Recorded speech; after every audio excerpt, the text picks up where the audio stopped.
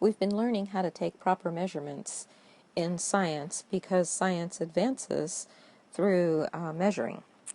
And we've talked about tick marks and the one more decimal place rule. But what if you have an electronic device? More and more electronic devices are going to take over the chem labs. Well, if you have an electronic device, there are some advantages. Why they're better is you just read them. There's nothing else you can do. You can't do any of this tick mark stuff because there aren't any tick marks.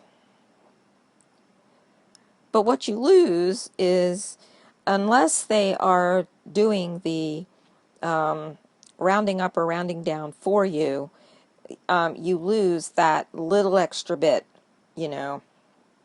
I'm going to assume that electronic devices put that little extra bit in the measurement, and so it just saves you from having to do all that mental division in your mind into tens and then calculations about, multiplying by the worth of one tick mark.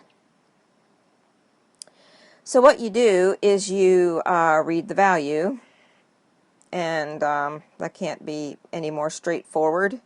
But you need to do one more thing. You need to put in a tick mark, put in a decimal place, put in a decimal point.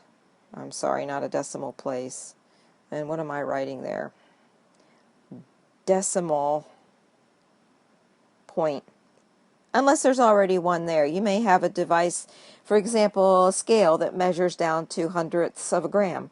You wouldn't put a decimal point in there because it's going to give you a decimal point. But if you have a regular bathroom scale that you're using that measures just to the nearest kilogram, then you would put a decimal point after it. You get on the scale in the morning and you find out that you weigh, what would you weigh, about 50, it says 50 kilograms.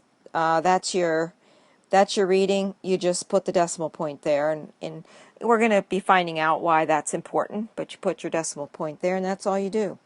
And so with the electronic devices, there's no one more decimal point rule because you just can't do it.